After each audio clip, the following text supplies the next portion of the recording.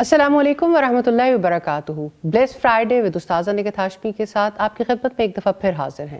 الحمدللہ جمعۃ المبارک ہے، بہت ہی نیکیوں اور برکتوں والا دن، اور جیسا کہ آپ جانتے ہیں کہ اس ٹرانسمیشن میں پیغام ٹی وی پر جو پیش کی جاتی ہے، ہماری یہ کوشش ہوتی ہے کہ مختلف زندگی کے ایسے موضوعات پر بات کریں جس کا ہماری زندگیوں سے قریبی تعلق ہو۔ الحمدللہ یہ ہمارا اعزاز بھی ہے اور خوش قسمتی بھی کہ استاذہ نگہت ہاشمی ایک مستقل مہمان کی صورت میں اس پروگرام میں موجود ہوتی ہیں، اور وہ جنہوں نے واقعی اپنی زندگیاں قرآن کے لیے لگائیں اور گزاری، وہ ہمیں مسلسل رہنمائی دیتی ہیں مختلف موضوعات میں کہ قرآن اس بارے میں ہمیں کس طرح کی ڈائریکشنز دیتا ہے۔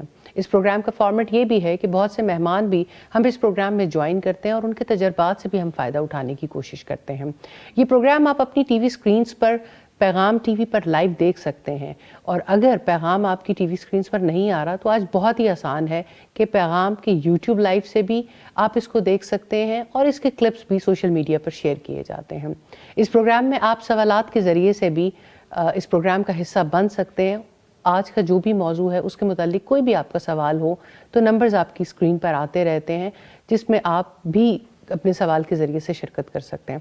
استاذہ، میں آپ کو ایک دفعہ پھر ویلکم کرنا چاہتی ہوں۔ اللہ تعالیٰ آپ کو جزائے خیر دے کہ آپ وقت دیتی ہیں اور لوگوں کی رہنمائی کے لیے ہمیشہ جو ہے وہ کسی بھی موقع پر پیچھے نہیں ہٹتی۔ الحمدللہ رب العالمین۔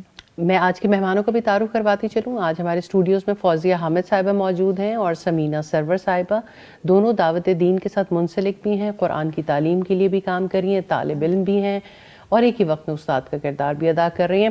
استاد، آج کا ٹاپک بہت اہم، اور قرآن ہم سے کیا تقاضا کرتا ہے، اور الحمدللہ رب العالمین کہ یہ سوال مجھے آپ سے کرنے کا موقع مل رہا ہے، وہ جس کی زندگی الحمدللہ ایک مشعل راہ ہے ہزاروں لاکھوں لوگوں کے لیے۔ آپ کو اللہ تعالیٰ نے زندگی میں توفیق دی کہ آپ نے قرآن کی تعلیم کے لیے بھی، ترویج کے لیے بھی، تبلیغ کے لیے بھی اپنی زندگی کا ایک ایک لمحہ گھلایا ہے۔ اللہ تعالیٰ اس کو آپ سے قبول کرے۔ آمین آمین۔ استاد، قرآن ہم سے کیا تقاضا کرتا ہے؟ جزاک اللہ خیر فائزہ۔ ایسا ہے کہ پہلی بات تو یہ ہے کہ قرآن حکیم کا ہماری زندگی سے کیا تعلق ہے، کیونکہ تقاضے تو تعلق کے ہوتے ہیں، اور قرآن مجید کا ہماری زندگی میں کیا مقام ہے۔ قرآن مجید ہماری زندگی کا انسٹرکشن مینول ہے، ہماری زندگی کے لیے گائیڈ بک ہے۔ ایسے ہی جیسے میں ہمیشہ ایک مثال سے سمجھانے کی کوشش کرتی ہوں کہ جیسے آپ کوئی بھی مشینری یوز کرتے ہیں تو اس کو یوز کرنے کے لیے اس کا ایک انسٹرکشن مینول ہوتا ہے، جس میں اس مشینری کے پرزے بھی بتائے جاتے ہیں اور یہ بھی کہ اس کو کیسے آپریٹ کرنا ہے، مشینری سے نفع اٹھانے کے لیے اور مشینری پہ لگا ہوا پیسہ بچانے کے لیے، دونوں کو کارآمد بنانے کے لیے ضروری ہے کہ اس انسٹرکشن مینول کو فالو کیا جائے، اور رائٹ انسٹرکشن، اور اور جو لوگ ایون ان پڑھ بھی ہوتے ہیں نا، وہ بھی یہ کہتے ہیں کہ اچھا بتاؤ تو صحیح چلانا کیسے ہے۔ تو منیمم لیول پر اگر کوئی خود نہیں پڑھ سکتا تب بھی ان انسٹرکشنز کو ضرور فالو کرنے کی کوشش کرتا ہے۔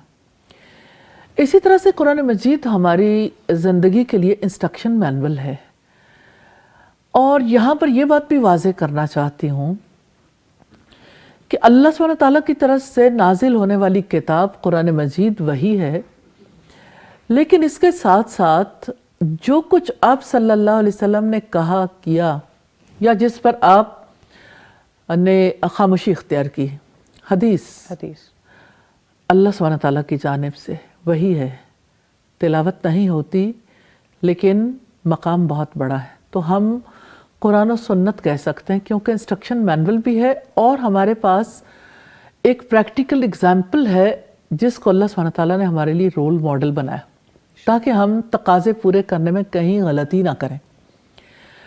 اور یہ انتہائی اہمیت کی بات ہے کہ سیدہ عائشہ سے کسی نے سوال کیا تھا کہ اللہ کے رسول صلی اللہ علیہ وسلم کے اخلاق کیسے تھے، تو انہوں نے جواباً یہ سوال کیا کہ قرآن نہیں پڑھا، آپ کا اخلاق اب تو چلتا پھرتا قرآن تھے، قرآن ہی تو آپ کا اخلاق تھا۔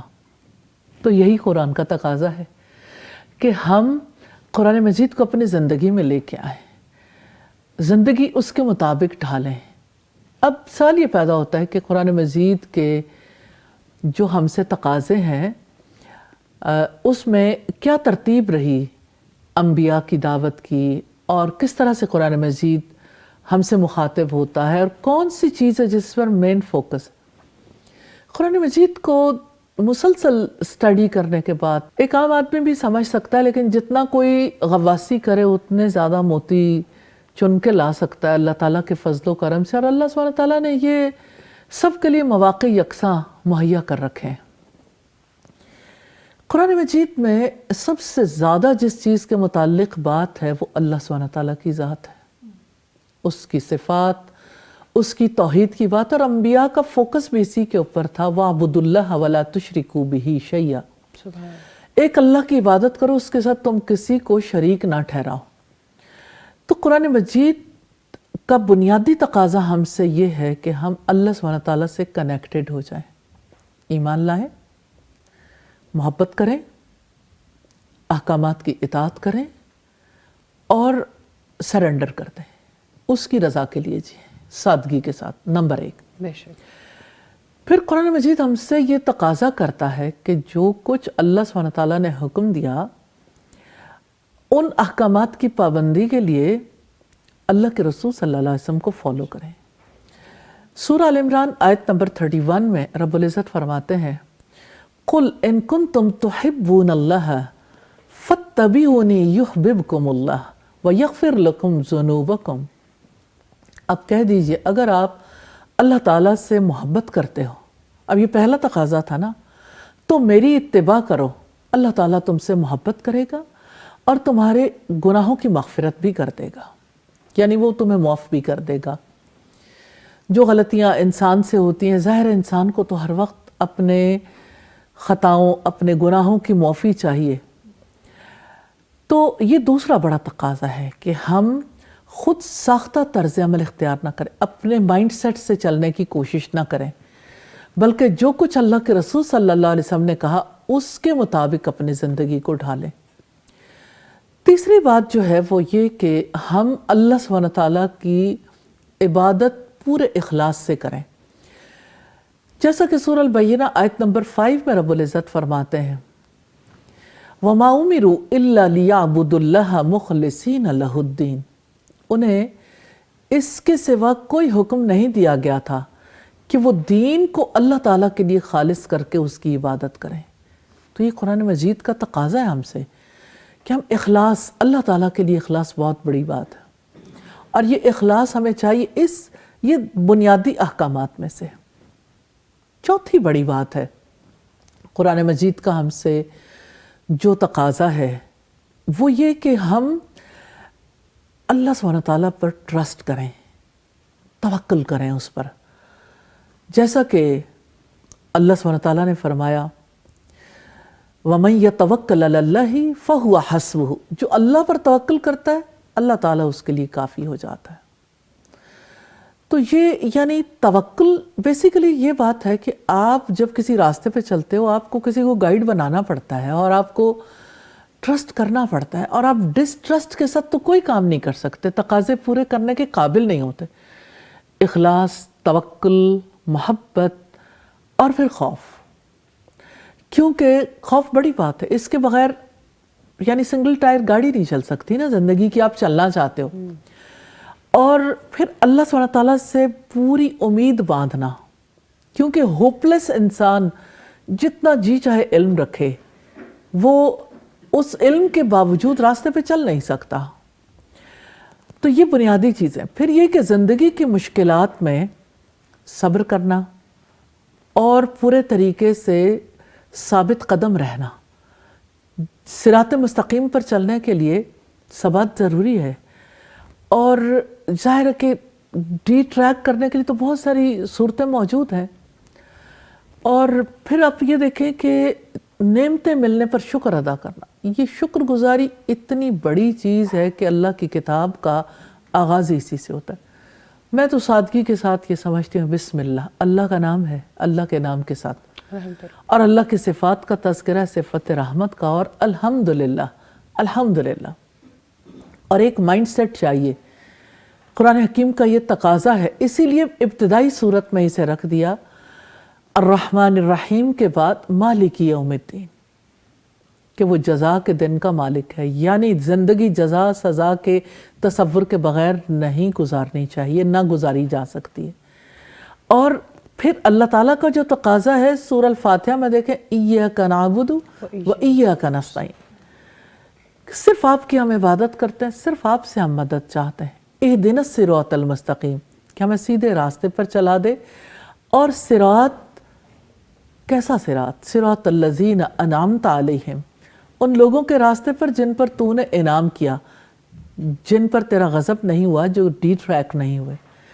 تو بنیادی چیزیں جو ہے اللہ سبحانہ تعالیٰ کی توحید ہے، رسالت پر ایمان ہے، آخرت پر یقین ہے، اللہ سبحانہ تعالیٰ پر توکل ہے، اللہ سبحانہ تعالیٰ سے محبت، خوف اور امید کا رشتہ قائم کرنا ہے، مصائب اور مشکلات پر صبر ہے، زندگی کے چیلنجز کا مقابلہ کرنے کے لیے، اور اس کی دی ہوئی نعمتوں کا ادراک اور اس پر شکر ادا کرنا، اور پھر جو اللہ سبحانہ تعالیٰ نے احکامات دیے اس کی اطاعت کرنا، اور یعنی اپنے خلق، اپنی عادات رسول اللہ صلی اللہ علیہ وسلم کے اخلاق کے مطابق ڈھالنا، اور اچھے معاملات اختیار کرنا۔ یعنی حقوق اللہ کے بعد حقوق العباد میں والدین کا حق ادا کرنا، رشتہ داروں کے حقوق ہیں، جو ترتیب اللہ سبحانہ تعالیٰ نے مقرر کی ہے، جیسے ازدواجی تعلقات میں حقوق الزوجین ہے، اسی طرح سے پھر معاشرے کے جتنے افراد ہیں ان کے حقوق ادا کرنا، محروم طبقات تک۔ لیکن یہ ایک دائرہ ہے زندگی کا، اس دائرے میں بنیادی طور پر یہ انفرادی زندگی ہے نا۔ اب آپ جب یعنی آپ ایک سوسائٹی کا حصہ ہیں، تو سوسائٹی کا حصہ ہوتے ہوئے نیچرلی آپ نے سوسائٹی کے بینیفٹ کے لیے بھی کام کرنا ہے۔ تو قرآن ہم سے یہ تقاضا کرتا ہے کنتم خیر امت اخرجت للناس، تم بہترین امت ہو جسے لوگوں کے لیے نکالا گیا ہے، تم لوگوں کو نیکی کا حکم دیتے ہو، برائی سے روکتے ہو، اللہ پر ایمان جو رکھتے ہو۔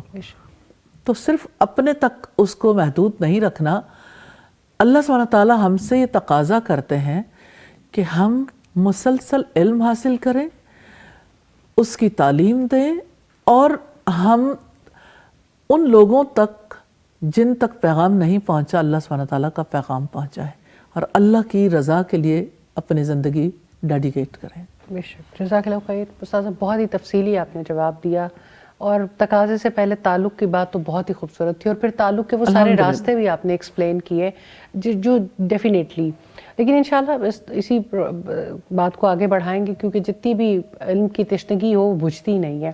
میں سمینہ جی آپ کی طرف آنا چاہتی ہوں پہلے، اور میں پوچھنا چاہتی ہوں کہ زندگی الحمدللہ قرآن نے آپ کی بھی بدلی، اور پھر بہت سارے لوگوں کی زندگی کو بھی آپ نے بدلتے دیکھا۔ آپ کیا سمجھتی ہیں قرآن کیسے زندگیوں کو تبدیل کرتا ہے؟ الحمدللہ میں استاذہ کی جو پہلی بات کے تقاضے جو ہیں مضبوط تعلق کی وجہ سے پورے ہوتے ہیں، تو الحمدللہ میں نے اس بات کو اپنی زندگی میں بھی ایکسپیرینس کیا کہ جب میرا قرآن سے تعلق بنا تو الحمدللہ جتنا وہ مضبوط ہوتا گیا اسی طرح قرآن کے تقاضے سمجھ آتے گئے، پھر اس کے لیے جو ہے وہ انسان کو اپنے یعنی اس کے راستے میں آنے والی جو مشکلات ہیں وہ نہیں فیل ہوتی، بس پھر وہ ہوتا ہے کہ اس تعلق کو نبھانا ہے اور ان تقاضوں کو پورا کرنا ہے۔ اور الحمدللہ اس تعلق کی وجہ سے میں نے جو فیل کیا ہے کہ جس طرح آن لائن کلاسز کو کوارڈینیٹ کیا الحمدللہ، کہ میں نے دیکھا کہ چاہے وہ انٹرنیشنل لیول پہ لوگ بیٹھے ہیں، جب ان کا تعلق قرآن کے ساتھ بنتا ہے تو میں نے لوگوں کو تڑپتے ہوئے دیکھا کہ ہم اس کے لیے کچھ کرنا چاہتے ہیں، ہم قرآن کو سکھانے کے لیے کچھ کرنا چاہتے ہیں، قرآن کی دعوت کے لیے کچھ کرنا چاہتے ہیں۔ پھر میں نے اسی تعلق کو فیل کیا، دیکھیں ایک انٹرنیشنل لیول پہ، اور اسی تعلق کو میں نے فیل کیا کہ جس طرح ارد گرد ہمارا جس سراؤنڈنگ ایریا ہے، جس طرح ایک ٹوبا ٹیکسنگ کا، کہ ان میں بننے والے یونٹس الحمدللہ یونٹس جس طرح ہماری گھروں کی کلاسز ہیں، علاقوں کی کلاسز ہیں، تو میں نے اس میں خواتین کی زندگی کو چینج ہوتے دیکھا، ان کو گروم ہوتے دیکھا کہ یعنی وہ خواتین جن کی زندگی کا محور و مرکز ان کا گھر اور وہی ایک کہہ لیں کہ ایک جس طرح ہوتا ہے نا کہ چکر کاٹنا، تو الحمدللہ میں نے دیکھا کہ کس طرح اس تعلق کی مضبوطی کی وجہ سے ان کی پرسنالٹی میں چینج آیا، سوچ میں چینج آیا، اور کس طرح انہوں نے اپنی فیملیز کو چینج کیا. اور الحمدللہ میں نے دیکھا کہ قرآن کی وجہ سے جو ہماری معاشرتی کہہ لیں کہ رویے ہیں یا ایک ہمارے آپس کے تعلقات ہیں، میں نے اس میں بہت مضبوطی دیکھی. استاذہ ان کی بات سے جو مجھے احساس ہو رہا ہے، آخر آپ نے اپنی ساری زندگی قرآن سیکھنے اور سکھانے کے لیے لگائی، الحمدللہ رب العالمین.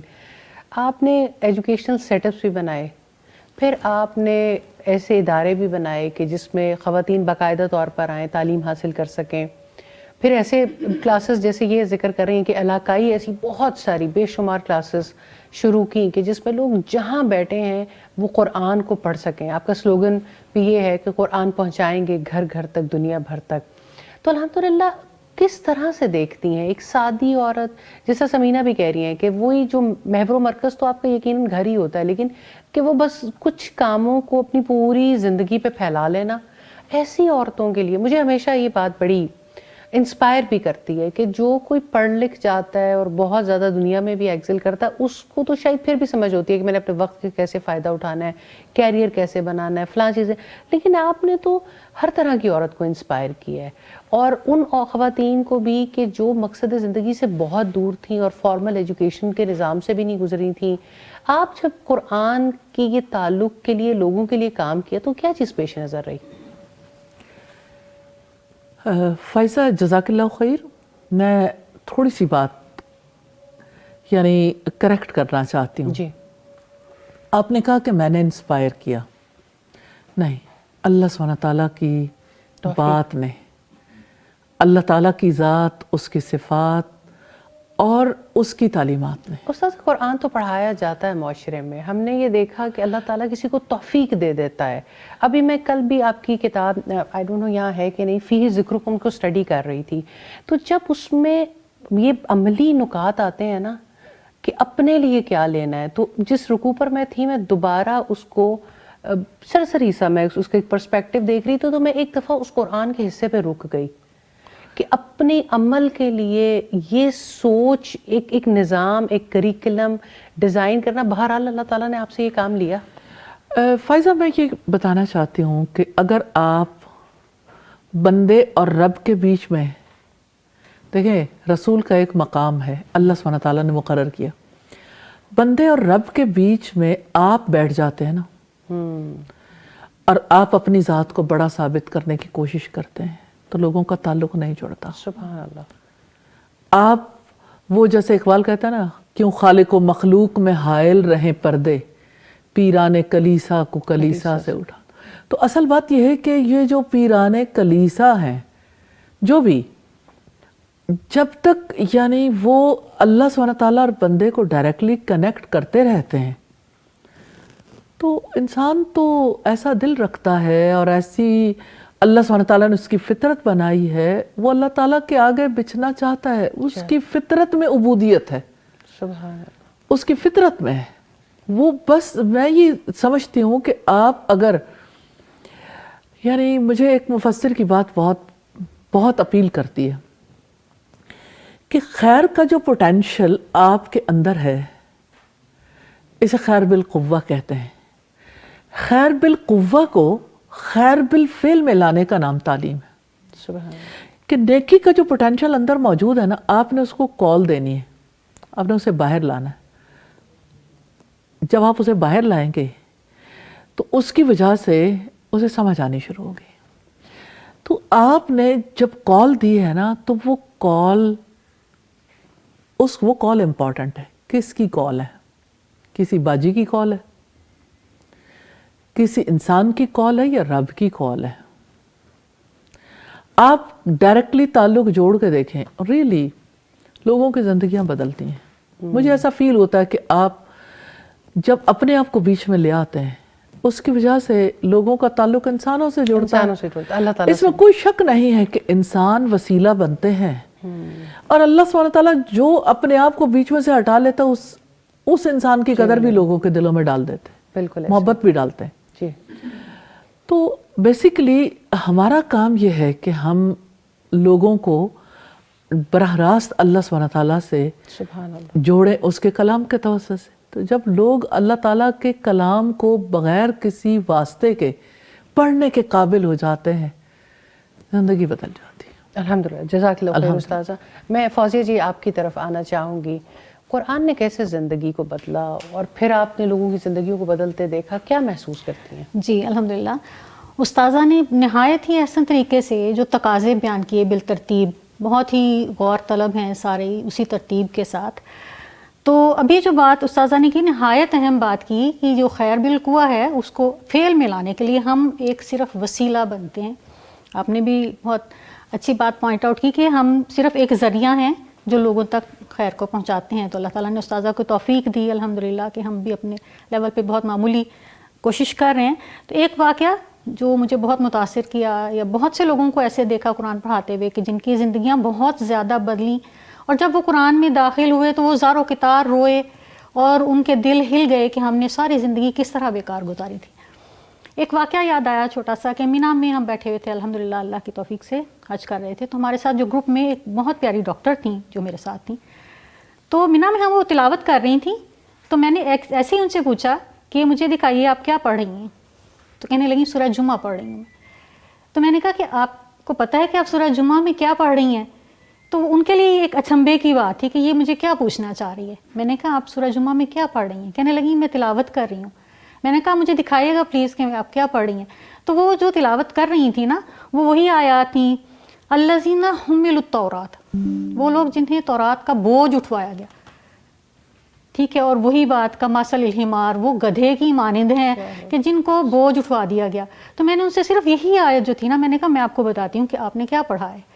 صرف اسی کا میں نے ان کو کہا کہ دیکھیے قرآن ہم سے یہ تقاضا کر رہا ہے کہ ہم اس طرح سے نہیں اٹھائیں قرآن کو جیسے انہوں نے بوجھ گدھے کی طرح کہ اس کے اوپر جتنا مرضی علمی کام آپ ڈال دیں یا پتھر ڈال دیں, اس کو نہ اس کے فہم ہے نہ اس کو اس کے مقاصد کا پتہ ہے. تو اگر آپ سمجھ کے بغیر یہ پڑھیں گی تو اسی گدھے کی مانند ہیں. اور بلکہ قرآن نے تو یہ بھی کہا کہ جانوروں سے بھی بدتر. بس صرف یہی آیت, یقین کیجئے فائزہ, صرف اسی آیت کا میں نے اس کو ڈیٹیل نہیں کی, بس یہ ایک آیت مبارکہ جو میں نے ان کو پڑھ کے سنائی, اور وہ اس وقت زار و کتار مینا میں روئیں. اور انہوں نے مجھے یہ الفاظ کہے کہ میں نے اتنی بڑی کتابیں FCPS کے لیے پڑھیں, اور آج مجھے احساس ہو رہا ہے کہ میں نے کچھ بھی علم حاصل نہیں کیا, تو صرف ہم نے کنیکٹ کیا.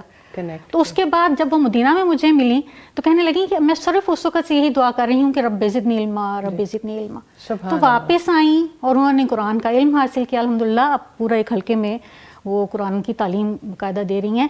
اسی طرح کتنی خواتین ہیں میرے پاس جو ویکلی کلاس میں, تو وہ ایک دفعہ آنے پہ آمادہ نہیں تھیں پہلے, پھر آہستہ آہستہ وابستہ ہوئیں. تو وہ تقاضے جو تھے جب پورے ہوتے ہم دیکھتے ہیں, جب وہ قرآن سے اٹیچ ہوتی ہیں. قرآن خود ایک آفاقی انقلابی کتاب ہے, یعنی بدلتا تو اللہ تعالیٰ, جو وہ دل کی حالت بدلنے والی ذات تو اللہ تعالیٰ کی, وہ ہے جس کے ساتھ آپ کنیکٹ کر دیں تو پھر تو اللہ کی توفیق سے یہ کہ صرف یہ تقاضے پھر پورا کرتا ہے انسان. الحمدللہ. جزاک اللہ توفیق دیے رکھے. ہمیں ایک چھوٹا سا بریک لینا ہوگا. میں اپنے ان مہمانوں کا شکریہ ادا کرنا چاہتی ہوں انشاءاللہ, اور اگلے بریک کے بعد کچھ اور مہمان ہمیں جوائن کریں گے. دیکھتے رہیے گا. ایک چھوٹی سی بریک کے بعد دوبارہ حاضر ہوتے ہیں.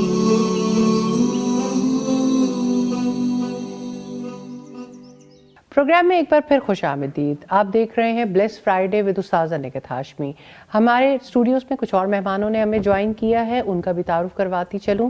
حمیرہ ثاقب صاحبہ ہیں, الحمدللہ سرگودا سے تشریف لائی ہیں, دعوت دین کے کام میں سرگرم عمل ہیں ماشاءاللہ. اور ہمارا فاروق صاحبہ ہیں, سیالکوٹ سے تشریف لائی ہیں, نور انٹرنیشنل سیالکوٹ کو ہیڈ بھی کرتی ہیں ماشاءاللہ, اور الحمدللہ بہت طویل عرصے سے تعلیمی اور اسی طرح کی تبلیغی ایکٹیویٹیز میں شامل ہیں. استاذہ میں ایک دفعہ پھر آپ کی جانب آنا چاہوں گی.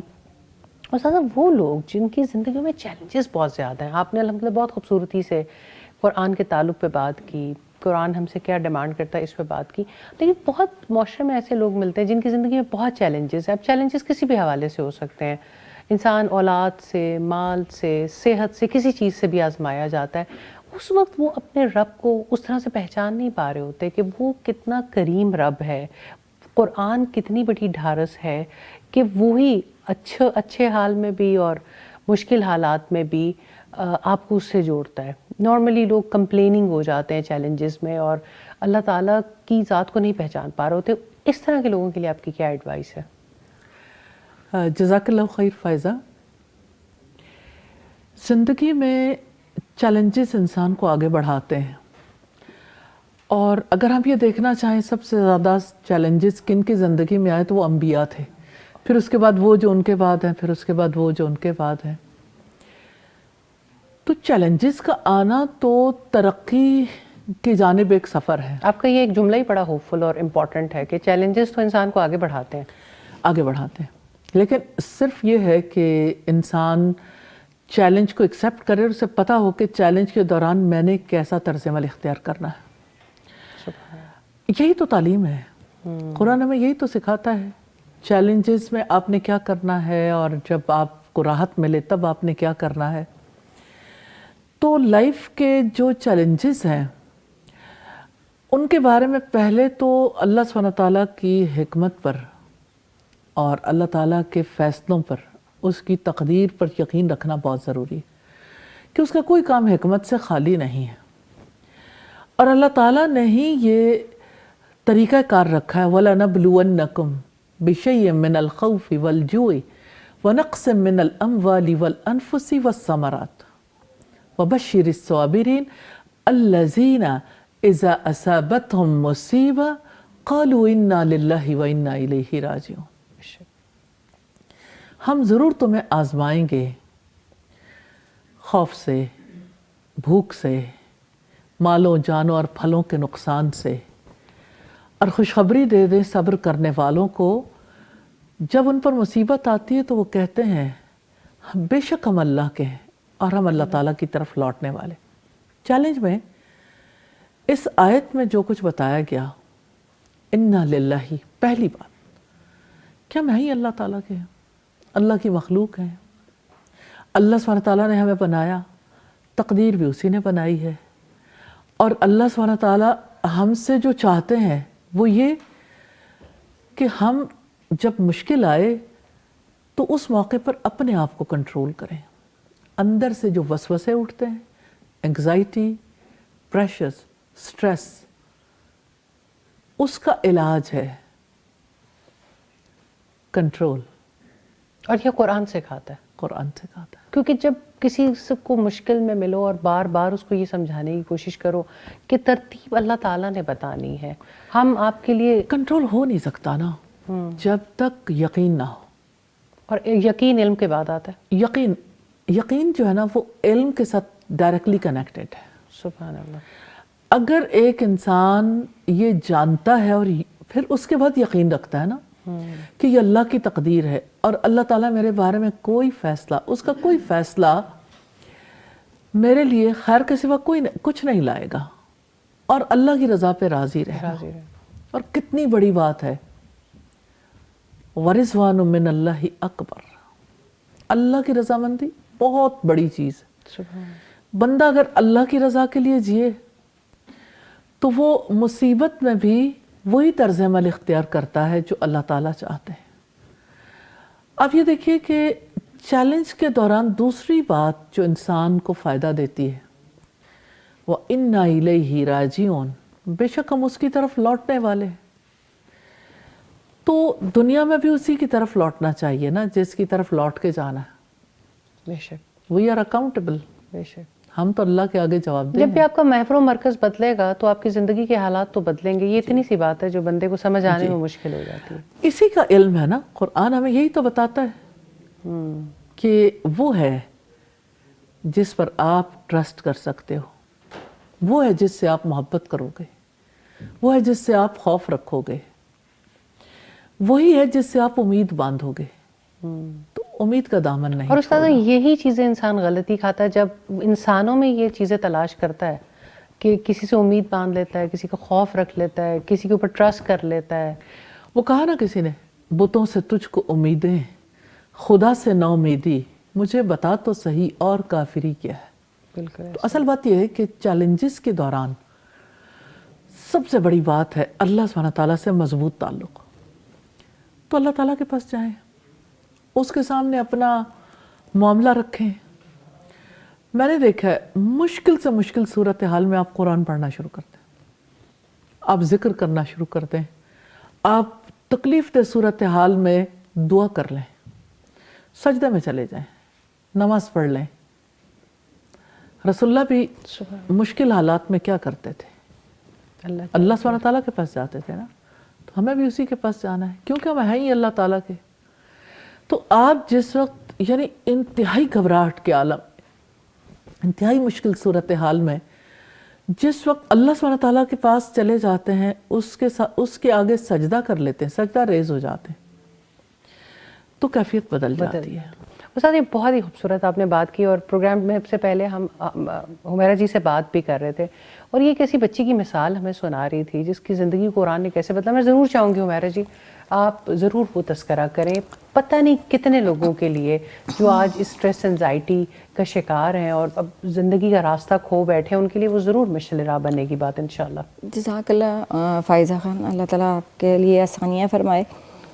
آج جو سازا جی جیسے بات کر رہے ہیں کہ ہمیں چیلنجز بہت ہیں, اور میں سمجھتی ہوں کہ نیو جنریشن کے لیے بہت زیادہ چیلنجز ہیں, کیونکہ ہمارے یونیورسٹیز اور کالجز میں ایسا ماحول ہے جہاں پر بہت مسائل ہیں اور اپنے نفس کو کنٹرول کرنا بہت مشکل ہے.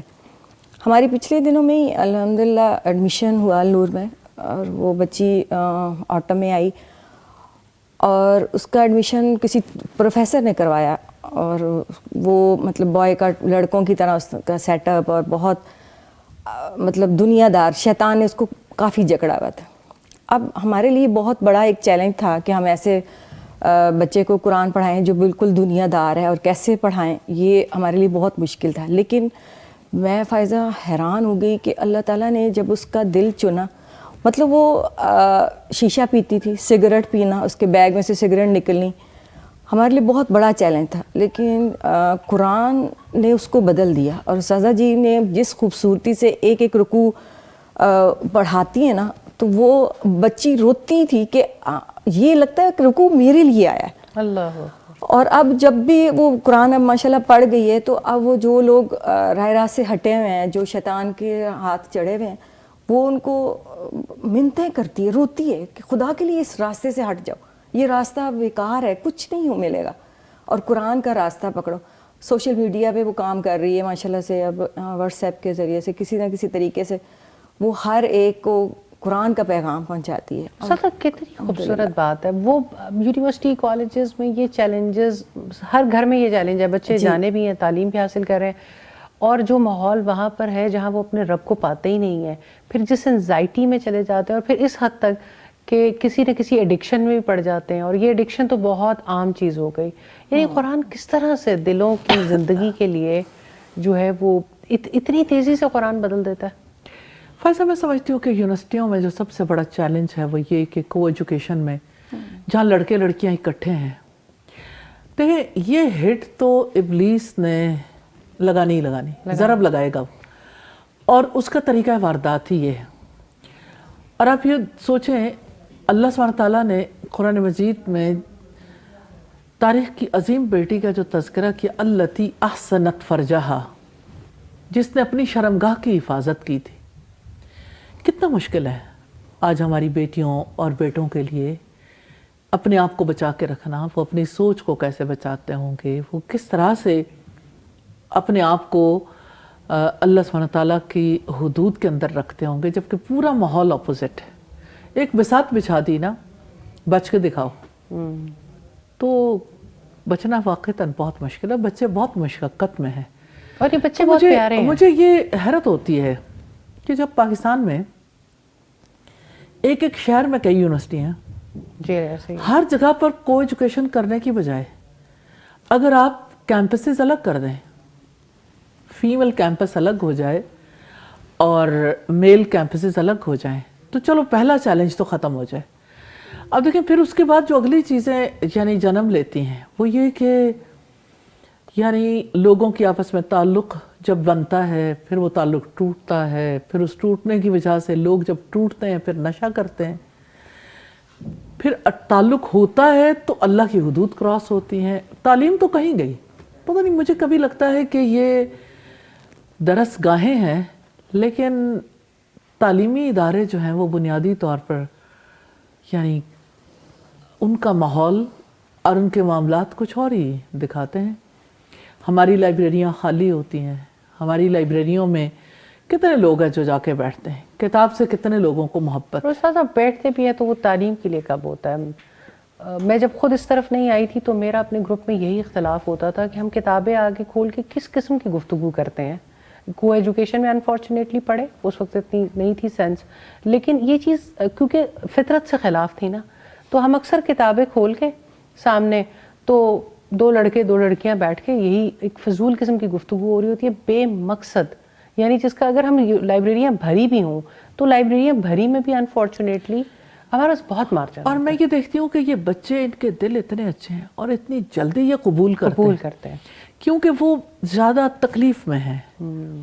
لیکن بہرحال ایٹ دا سیم ٹائم بہت سارے بچے شیطانی اغوا کا شکار بھی ہو جاتے ہیں, پھر ان کے دلوں پر نیکی کی بات اثر انداز نہیں ہوتی. تو یہ والی بات بڑی ٹرو ہے کہ جب ایسے لوگ اللہ سبحانہ تعالیٰ کے کلام کو پڑھتے ہیں تو وہ کلام دل کے اندر تک اتر جاتا ہے. الحمدللہ جب اپنی زندگی بدلتی ہے تو پھر پکارتے ہیں کہ اس راستے سے ہٹ جاؤ, اس راستے پہ تباہی ہے.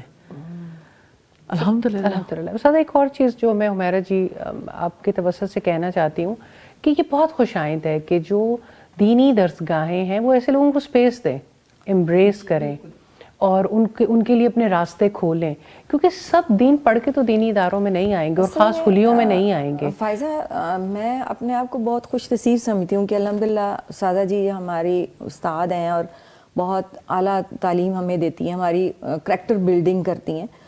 لیکن زیادہ تر مدارس میں کریکٹر بلڈنگ نہیں ہو رہی, اس میں صرف قرآن پڑھایا جاتا ہے, مطلب ان کی اپنی زندگیوں میں اتارا نہیں جاتا. یہ چیز بہت زیادہ ہے ہمارے معاشرے میں, صرف حفظ کروا لیا یا آپ اس کو ترجمے سے پڑھ لیا. اصل میں انہیں بھی محبت سے مزید سمجھانے کی ضرورت ہے, جو کریکٹر میں آنی چاہیے نا کہ کیسے لائف بدلنی ہے اپنی. جیسے صحابہ کرام ہوتے تھے وہ اپنی زندگیوں کو میں پریشانی آتی تھی جیسے سادہ جی فرما رہی ہیں, تو وہ قرآن حدیث کو کھولتے تھے کہ اچھا اس کا حل کیا ہے. لیکن اب ایسا نہیں ہوتا, اب لوگ چاہتے ہیں کہ بس ہمیں کوئی شارٹ کٹ راستہ مل جائے. اور ویسے اب تو کاؤنسلرز آ گئے ہیں, مجھے تو یہ بہت خطرناک بات لگتی ہے کہ تھراپسٹ آ گئے, کاؤنسلرز آ گئے, ہر مسئلے کا حل. اور اب تو اے آئی, چیٹ جی پی ٹی وہی بہت سارے مسئلوں کا حل دے رہا ہوتا ہے. قرآن کو کب اتنے بڑے پیمانے پر. میں ہمارا جی آپ کی طرف آنا چاہتی ہوں. الحمدللہ رب العالمین آپ نے بچوں کے حوالے سے بھی کام کیا, اسکول بھی ماشاءاللہ آپ رن کر رہی ہیں, اسی طرح سے تحفیظ کے پروگرام بھی چل رہے ہیں آپ کے کیمپس میں, اور دعوت دین کا کام بھی, اور بڑی محبت کے ساتھ میں نے دیکھا کہ لوگوں کے دلوں میں گنجائش پیدا کرتی ہیں. کیسا محسوس کرتی ہیں جب قرآن کی دعوت دیتی ہیں؟ کیا اس کام کو اور بڑھانے کی اور زیادہ کرنے کی ضرورت ہے؟ جزاک اللہ خیر فائزہ. الحمدللہ رب العالمین, اللہ تعالیٰ کی توفیق ہے اور اللہ کی رحمت ہے الحمدللہ کہ اللہ تعالیٰ چنتے ہیں ایسے افراد. انسان کسی قابل نہیں. یہاں پر یہ بات میں پہلے کہوں گی, ابھی استاد جی الحمدللہ تذکرہ کر رہی تھیں کہ اللہ کے آگے جھک جائیں, اور وہ سجدہ, وہ ایک سجدہ جسے تو گراں سمجھتا ہے 1000 سجدوں سے دیتا ہے آدمی کو نجات. اصل بات ہی یہ ہے, جب ہم نے قرآن سیکھا اور پڑھنا شروع کیا تو لگتا تھا کہ اللہ تعالیٰ ہم سے ہی مخاطب ہیں, کیونکہ استاد جی نے اتنی محبت سے, اتنے پیار سے سکھایا. اور میں اس کا ذکر ضرور کرنا چاہوں گی جو فیہ ذکرکم ہے. تو جب ہم نے اس کو کھولا اور جب ہم نے اس کو پڑھنا شروع کیا تو بہت محبت ہے مجھے اس کتاب سے کہ اس میں تمہارا ہی ذکر ہے. تو جب ہم قرآن کی طرف آتے ہیں تو سب سے پہلی بات جو ہمارے ذہن میں آتی ہے اس کو ساتھ لے کر چلنے کے ساتھ ساتھ کہ اللہ تعالیٰ ہم سے ہی مخاطب ہیں, تبھی افراد کی زندگیاں بدلتی ہیں. اور خاص طور پر محبت فاتح عالم, اصل میں محبت کی ہے, کیونکہ رسول اللہ صلی اللہ علیہ وسلم کو بھی یہی فرمایا تھا نا کہ اگر آپ تند خو ہوتے تو یہ آپ کے پاس سے چھٹ جاتے. وہ لوگ جو ارد گرد ہیں اللہ تعالیٰ کی توفیق ہے الحمدللہ. اور خاص طور پر جو قرآن حکیم سکھاتا ہے اس میں ہم نے دیکھا ہے کہ انسان کی زندگی کو ایک دم چینج کرنے والی چیز اللہ اورینٹیڈ لائف ہے. ख़ास तौर पर एक चीज़ जो की है कि हर तरफ से कट कर अल्लाह के हो जाएं, वो दुनिया जिसको लोग तलब करते हैं फिर वो उसके पीछे पीछे आती है। वो जो डिमांड्स हैं इंसान की अल्लाह ताला ने रखी है नेचर वाइज, वो मोहब्बत भी चाहता है, वो शोहरत भी चाहता है, वो इज़्ज़त भी चाहता है। अल्लाह ताला उस इंसान के पीछे वो सब कुछ लेकर आते हैं, लेकिन पहली डिमांड यही है कि सबसे कट कर उसी के हो जाओ। बेशक। और इसी रास्ते की रहनुमाई अल्हम्दुलिल्लाह सियालकोट में रहते हुए बहुत सारे प्लेटफॉर्म्स पे अल्हम्दुलिल्लाह अल्लाह ताला ने तौफीक दी, और आइंदा भी इरादा यही है कि अल्लाह ताला बहुत सारे लोगों को इस दीन के रास्ते की तरफ ले आए। एक मिसाल मैं देना चाहूँगी, कुछ ही अर्सा पहले एक प्रोग्राम हुआ, वहाँ पर एक खातून थी, उनका बहुत अरसे से एक दिल में तलब थी कि मैं कुरान सीखूं। घर से बाहर कदम निकालने की इजाज़त नहीं थी। एक वीकली क्लास में आई और आती रहीं, 1 मंथ 2 मंथ, अब इतनी सख्ती हो गई कि घर से कदम नहीं निकालेंगी, लेकिन तलब इतनी शदीद थी कि वो किसी सूरत अल्लाह ताला के इस ताल्लुक़ को छोड़ना नहीं चाहती थी। व्हाट्सएप पे कॉल के थ्रू, डिफरेंट ऑनलाइन के सिस्टम के थ्रू अल्हम्दुलिल्लाह जिस तरह कुरान पहुंचाया जाता है, उन्होंने घर में ही पढ़ना शुरू किया अल्हम्दुलिल्लाह। और अभी कुछ दिन पहले जो प्रोग्राम हुआ अल्हम्दुलिल्लाह वहाँ मिली, और एक खुशी की लहर थी कि मुझे इजाज़त मिल गई है इस कुरान के सफ़र के लिए, आगे की मंजिल के लिए अल्हम्दुलिल्लाह और अब तो तैयार। इतने रास्ते हैं, जैसे आपने कहा ऑनलाइन है, व्हाट्सएप है, अब तो हर तरीके से आप पढ़ सकते हैं। एक कॉलर हमें लेना होगा जी। मिनाल मुनीर साहिबा हैं सियालकोट से। जी मिनाल, आपका क्या क्वेश्चन है? अस्सलाम वालेकुम वरहमतुल्लाहि वबरकातुहू। वालेकुम अस्सलाम वरहमतुल्लाहि वबरकातुहू। जी, मेरा उस्तादा से ये सवाल है कि हम कुरान के तकाज़ों में सबसे बुनियादी पॉइंट देखते हैं कि अल्लाह ताला के लिए खालिस होना, सरेंडर योरसेल्फ टुवर्ड्स अल्लाह। लेकिन जब हम कुरान के अहकामात को पूरा करते हैं या कुरान के लिए या दीन के लिए काम करते हैं, तो एज अ यंग जनरेशन हमें यूनिवर्सिटीज़ में, सोशल मीडिया पे बहुत सी चीज़ें इंस्पायर करती हैं। तो हम किस तरह से अल्लाह ताला के लिए खालिस हो सकते हैं कि हमारे अंदर कोई रेजिस्टेंस ना आए, हमारे अंदर सिर्फ एक्सेप्टेंस आए? हम किस तरह अल्लाह ताला के लिए खुद को सरेंडर कर सकते हैं? जज़ाकल्लाह खैर मिनाल। जी उस्ताद। जज़ाकल्लाह खैर, अल्लाह सुब्हानहू तआला आपकी हिफाजत फरमाए। बड़ा अहम सवाल किया आपने कि एक तरफ सोशल मीडिया है और एक तरफ दुनिया के तकाज़े हैं और दूसरी तरफ अल्लाह सुब्हानहू तआला की किताब हमसे तकाज़ा करती है। तो किताब तो हमसे यही तकाज़ा करती है कि रहो दुनिया में और रहो रब के होकर। तो नेचुरली मुश्किल होता है इंसान जब दुनिया में दुनिया बरतता है, जब ऐसे लोगों के दरमियान रहता है जो खुदा फरामोश हों, जब ऐसे लोगों के दरमियान ऑनलाइन भी रहता है सोशल मीडियम्स के तवस्सुत से, तो ज़ाहिर है कि आप यानी उससे, उसके असरात से बच नहीं सकते। तो जो चीज़ें बचाने वाली हैं ना, वो एक तो ये है कि बुनियादी बात, पहली बात है, मैं समझती हूँ कि एक इंसान जब अल्लाह सुब्हानहू तआला पर यकीन रखता है ना, तो उसको ये जानना चाहिए कि मुझे टोटली सरेंडर करना है, नो रेजिस्टेंस, रेजिस्टेंस नहीं होनी चाहिए। अब रेजिस्टेंस किस तरह से दूर होती है? नॉलेज से, लॉजिक से, और उन लोगों के हालात पढ़ के जिन्होंने रेजिस्टेंस दूर की थी, यानी सिरातल्लज़ीन अनअमत अलैहिम। रियली बहुत बड़ी चेंज आती है इंसान के अंदर। अगर वो कर सकते तो हमारे लिए भी पॉसिबल है।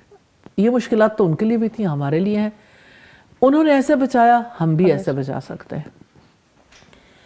सबसे ज़्यादा जो चीज़ इंसान को हेल्प देने वाली है वो अल्लाह सुब्हानहू तआला का ज़िक्र है। आप ज़िक्र करते हुए आपको पता भी नहीं चलता कि किस तरह से वो सारी चीज़ें भग करके उड़ जाती हैं। मिसाल के तौर पर कोई ऐसी चीज़ है, मैंने एक खातून को देखा, वो अपने आप को दुनिया के तकाज़ों से बचा नहीं पाती, लेकिन किसी ने उन्हें तलकीन की कि आपने औज़ु बिल्लाह ज़रूर पढ़ते रहना। तो आवाज़ बुलंद औज़ु बिल्लाहि मिनश शैतानिर रजीम पढ़ती हैं اور آپ یہ دیکھیں کہ ہر 1 منٹ کے بعد آلموسٹ گفتگو میں اعوذ باللہ آ رہی ہوتی. تو آپ امیجن کر سکتے ہیں. لیکن میں نے اتنا پرسکون دیکھا ہے, دشمن سے اعلان ماشاء جنگ اللہ. ہر وقت جاری ہے. تو اللہ سبحانہ تعالیٰ کہتے ہیں وَإِمَّا يَنزَغَنَّكَ مِنَ الشَّيْطَانِ نَزْغٌ فَاسْتَعِذْ بِاللَّهِ, کہ اگر شیطان کی اکساہٹ محسوس ہو تو اللہ کی پناہ مانگ لے. بے شک. تو اکساہٹیں تو ہیں, سوشل میڈیمز پر بھی ہیں, اکساہٹیں ہیں سوسائٹی میں بھی ہیں, گھروں کے اندر, گھروں کے باہر, تعلیمی اداروں میں, ہر جگہ. تو اللہ کی رسی کو مضبوطی سے پکڑ لیں. اللہ تعالیٰ کا تو یہی فرمان ہے وَاعْتَصِمُوا بِحَبْلِ اللَّهِ جَمِيعًا وَلَا تَفَرَّقُوا. 2 چیزیں, قرآن اللہ کی رسی ہے, اس کو بھی پکڑنا ہے, اور مل کر آپس میں. اگر آپ اجتماعیت سے کٹ کے رہیں, 1 اکیلا 2 11 اچھے دوست بنائیں. کیا قرآن حکیم میں یہ نہیں آتا وَالْعَصْرِ إِنَّ الْإِنسَانَ لَفِي خُسْرٍ إِلَّا الَّذِينَ آمَنُوا وَعَمِلُوا الصَّالِحَاتِ وَتَوَاصَوْا بِالْحَقِّ وَتَوَاصَوْا بِالصَّبْرِ. زمانے کی قسم, انسان یقیناً خسارے میں ہے, سوائے ان لوگوں کے جو ایمان لائے, جنہوں نے نیک عمل کیے, جو آپس میں ایک دوسرے کو حق اور صبر کی تلقین کرتے رہے. تو جو اچھے دوست ہیں نا, وہ بہت بڑا سہارا بنتے ہیں. اور پھر یہ ہے کہ آپ کا باقاعدہ تعلق کسی نہ کسی پلیٹ فارم سے, فورم سے ہو, جہاں پہ آپ مسلسل, یعنی آپ جیسے آپ کھانا کھاتے ہیں نا, ایسے ہی آپ کو ضرورت ہوتی ہے, آپ کی روح کو, آپ کی عقل کو, آپ کو ضرورت ہے جس چیز کی, وہ علم ہے. تو جب آپ سچے علم سے جڑے رہتے ہیں تو اس کی وجہ سے, ایسے فورم سے جڑے رہتے ہیں تو اس کی وجہ سے بہت آسانیاں پیدا ہو جاتی ہیں. تو بنیادی بات, سب سے پہلی بات, اللہ سبحانہ تعالیٰ کے ساتھ تعلق, اللہ سبحانہ تعالیٰ کو پکارنا, اس کی پناہ مانگنا, اعوذ باللہ من الشیطان الرجیم. دوسری بات یہ ہے کہ صبح و شام کے اذکار, رات کو سونے سے پہلے, واش روم جانے سے پہلے, گھر میں انٹر ہوتے ہوئے, یہ وہ چیزیں ہیں جو آپ کو محفوظ قلعے ہیں نا, جس کی وجہ سے آپ کے لیے آسانی ہوتی ہے. اور جہاں پہ آپ پھسلنے لگو, اعوذ باللہ من الشیطان الرجیم, آپ پھر دیکھیں کہ آپ کو لگے گا بالکل بادل چھٹ گئے, الحمدللہ روشنی ہو گئی. بہت شکریہ. اور دعا ظاہر ہے, جی اللہ سبحانہ تعالیٰ سے دعا بہت فائدہ دیتی. جزاک اللہ خیر. استاذہ, ایک دفعہ پھر ہمیں یہاں ایک مختصر سا وقفہ لینا ہوگا. حمیرہ جی آپ سے بھی اور ہمارا جی آپ سے بھی میں رخصت چاہوں گی, اور اللہ تعالیٰ آپ کو برکت دے اور ان جہود کو قبول کرے, اور زیادہ آپ کے علاقوں میں اور دنیا میں آپ کے توسط سے خیر پھیلے. بہت شکریہ آپ کے آنے کا. ایک مختصر سے وقفے کے بعد انشاءاللہ دوبارہ حاضر ہوتے ہیں.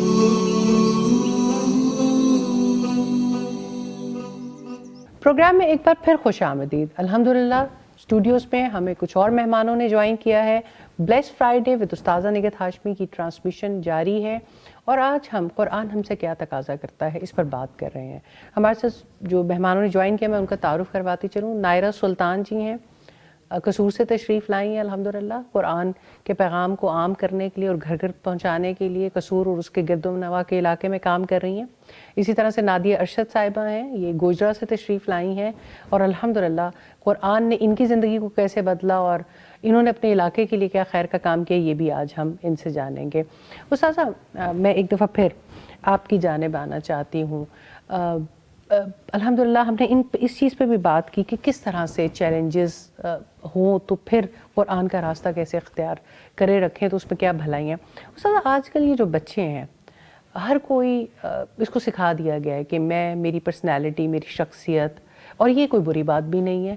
قرآن شخصیت کے حوالے سے کس طرح کی گائیڈ لائن دیتا ہے, اور ایک کیسی خاتون اور کیسے مرد اور کیسی عورت اور کیسے معاشرے کی طرف ہماری رہنمائی کرتا ہے.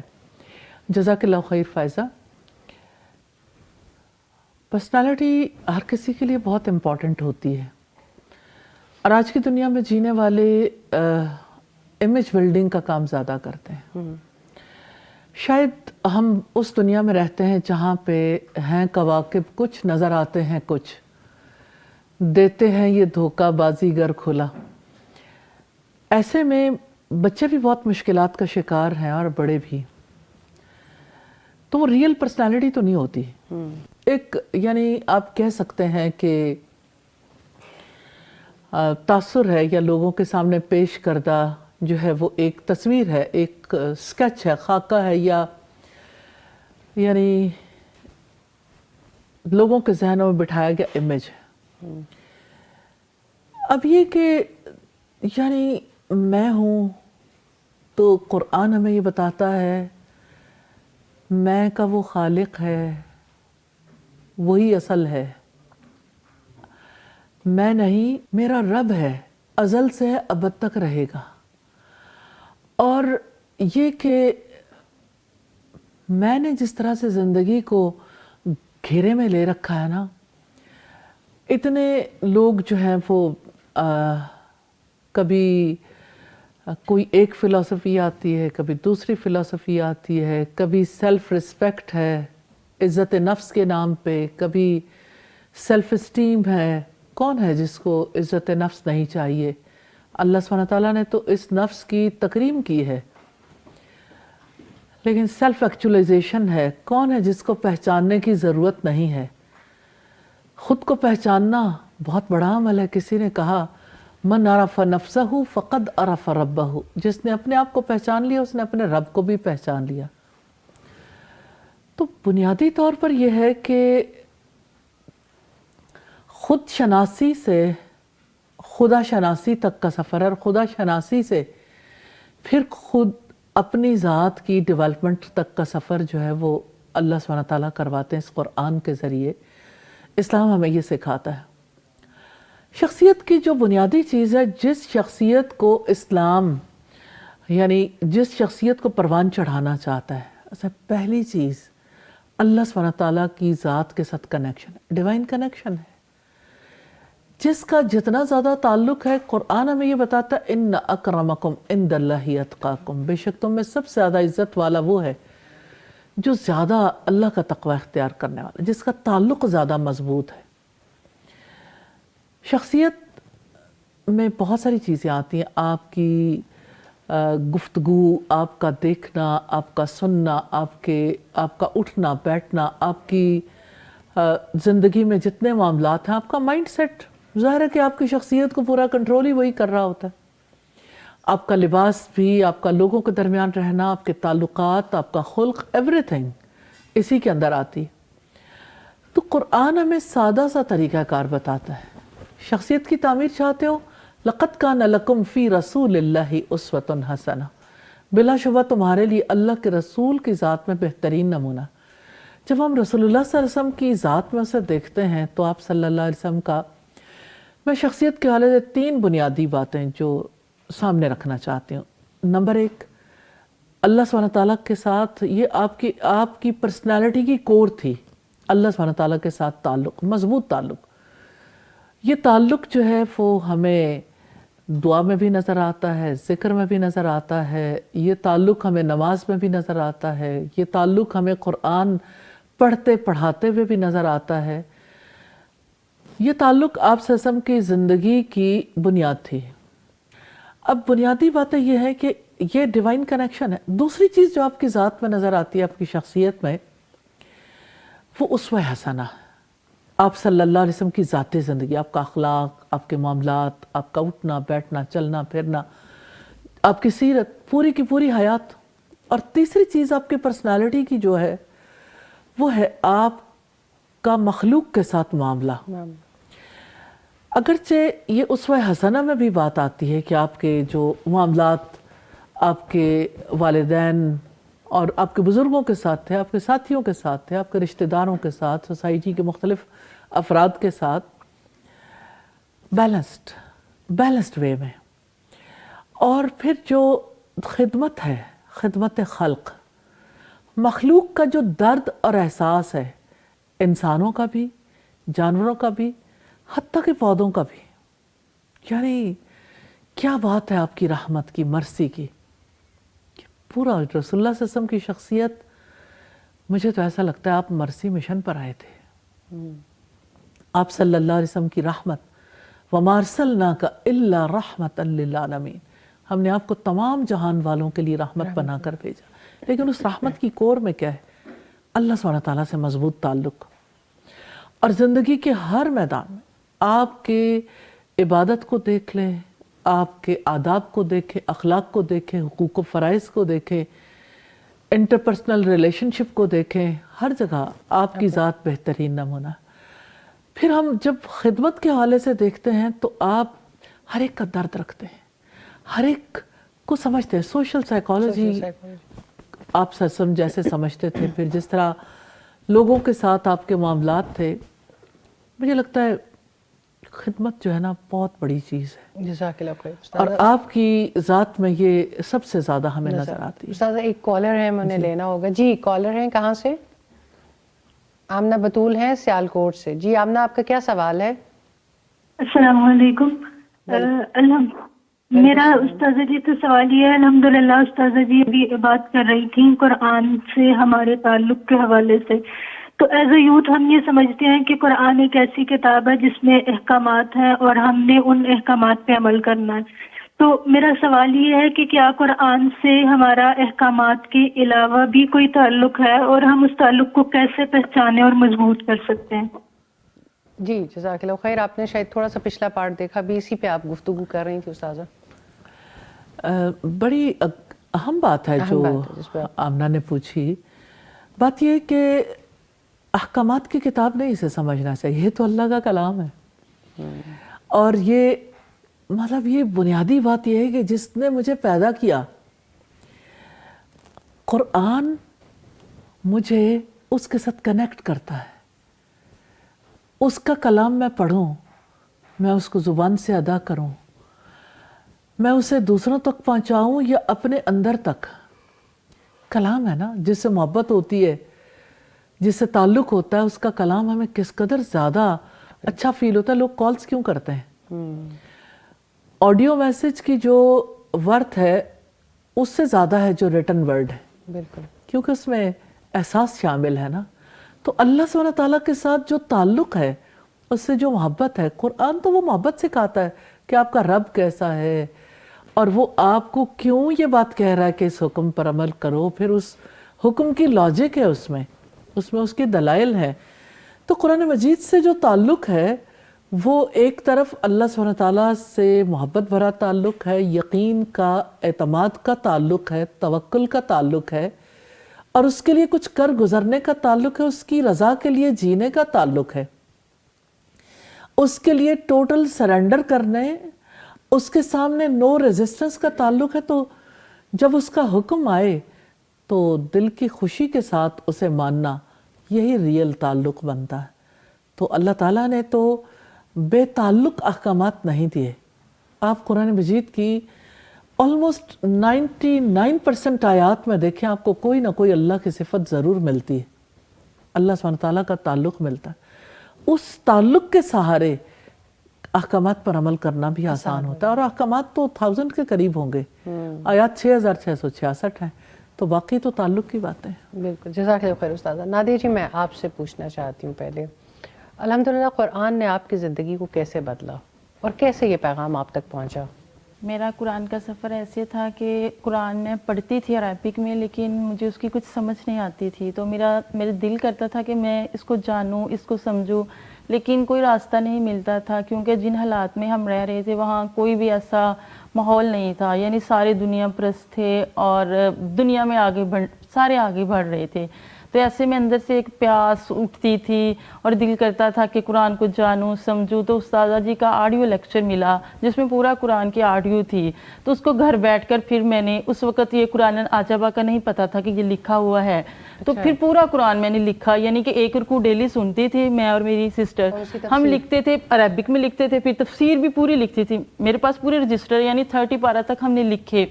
تو اینڈ پہ جب کہا 30 پارہ میں جب ساتھ ساتھ یہ بھی میسیج ملتا گیا کہ آگے پہنچانا ہے, تو ظاہر ہے ہم تو آڈیو سے سن رہے تھے نا, ہمارے پاس کوئی گائیڈ کرنے والے تھا, تو ہمیں نہیں سمجھ آتی تھی کہ ہم آگے کیسے پہنچائیں نا. تو ہم دونوں مشورہ کرتی تھی کیسے آگے کیسے پہنچاتے ہیں. تو اسی سلسلے میں استاذہ جی سمندری میں آئے, تو سمندری میں ہماری ان سے ملاقات ہوئی, تو انہوں نے کہا 15 نومبر کا کورس جوائن کر لیں. آپ 4 بہنیں آ کے جی وہی ہم چاروں بہنیں آئیں. تو استاذہ جی نے کہا کہ آپ نا 15 نومبر کا کورس جوائن کر لیں. تو ہم چاہ رہے تھے کہ ہم کام کریں, لیکن ہمیں کرنے کا کوئی پتہ نہیں تھا. تو الحمدللہ رب العالمین استاذہ جی اللہ تعالیٰ نے توفیق دی اور استاذہ جی کے کہنے پر ہم نے اپنے گھر کے ڈرائنگ روم میں 7 لوگوں نے، 4 ہم سسٹر سی، 3 محلے کی عورتوں کو کہا، تو ہم نے اپنے گھر میں کلاس شروع کر دی، اور اس گھر کی کلاس میں اللہ تعالیٰ نے اتنی برکت رکھی، اتنی برکت رکھی، الحمدللہ رب العالمین۔ ہم نے خود بھی پڑھا، سب نے مل کر پڑھا بھی، پھر ساتھ آگے کلاس شروع کر لی، پھر اللہ تعالیٰ نے ہمیں جگہ دی، اس جگہ کو ہم نے آباد کیا، اس جگہ میں پھر ہم پراپر اسلامک سینٹر بنا، وہاں پھر ہماری کلاسز شروع ہوئیں، پھر اللہ تعالیٰ کی توفیق سے اللہ تعالیٰ نے مزید برکت دی، اور مزید ہمیں یعنی اس سلسلے میں مزید اللہ تعالیٰ نے ہماری یہ مدد کی کہ ہمیں اللہ تعالیٰ نے زمین بھی دی، اللہ تعالیٰ کی طرف سے سرمایہ کا بھی انتظام ہوا، تو ہمیں اپنے یعنی کہ فادر کی طرف سے ملنے والی جو وراثت تھی اس کو ہم نے اللہ کے گھر بنانے کے لیے لگایا، تو الحمدللہ وہاں ادارہ بھی بنا، اور الحمدللہ رب العالمین اب گوجرا میں ہمارے 7 یونٹس کام کر رہے ہیں، 7 ہم نے ارد گرد بھی پھیلانا شروع کیا اللہ کی توفیق سے، 7 یونٹس کام کر رہے ہیں، 25 30 اسٹوڈنٹس ہیں الحمدللہ اللہ تعالیٰ کی توفیق سے۔ تو اللہ تعالیٰ سے دعا بھی ہے، اور انشاءاللہ تعالیٰ یہ ارادہ بھی کیا ہوا ہے، اللہ تعالیٰ ہمیں اس ارادے میں استقامت دے، انشاءاللہ جو سلوگن ہے قرآن پہنچانا ہے گھر گھر تک، دنیا بھر تک، انشاءاللہ ہم نے ایسا کرنا ہے کہ جتنی بھی اللہ تعالیٰ نے زندگی دی، توفیق دی، قرآن کے لیے کام کرنا ہے، رب کا پیغام سیکھنا بھی ہے، سکھانا بھی ہے، اور اللہ کے لیے اب زندگی کو انشاءاللہ تعالیٰ اپنے کو وقت الحمدللہ۔ یعنی ایک آڈیو کلاس سے جو سفر شروع ہوا، کس طرح سے وہ پھر باقاعدہ قرآن کی تعلیم میں، اور پھر اللہ تعالیٰ نے آپ کے لیے اور بھی راستے آسان کیے، یعنی آپ نے اپنا مال بھی اللہ کے راستے میں لگایا۔ اور میں ابھی ریسنٹلی آپ کے گوجرا کو وزٹ کرنے کا موقع ملا، تو اتنی کثیر تعداد تک جو خیر پہنچانے کا سلسلہ ہے وہ واقعی قابل دید ہے۔ میں آپ کی طرف کوئکلی آنا چاہتی ہوں نائرہ جی، الحمدللہ ہم سب کی مثالیں سنتے ہیں، اور یہ بہت زیادہ یہ تذکرہ اور تقویت دیتا ہے روح کو بھی، اور مجھے آپ کے معاملے میں ہمیشہ یہ لگتا ہے کہ جو یقین کی راہ پہ چل پڑا اسے منزلوں نے پناہ دی۔ الحمدللہ آپ بھی مختلف ادوار سے گزرتی رہیں، اور قرآن کا مشن آپ نے تھامے رکھا۔ قرآن نے کیسے آپ کی زندگی کو متاثر کیا، اور آپ کے ارد گرد اس خیر کو پھیلانے میں آپ نے کیا کردار ادا کیا؟ جزاک اللہ خیر